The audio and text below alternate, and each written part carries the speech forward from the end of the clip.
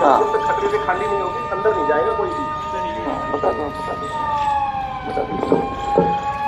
जितने भी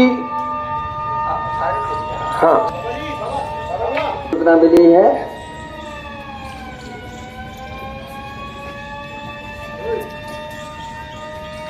जल्दी जल्दी आप सुरक्षित स्थान पर पहुंचे।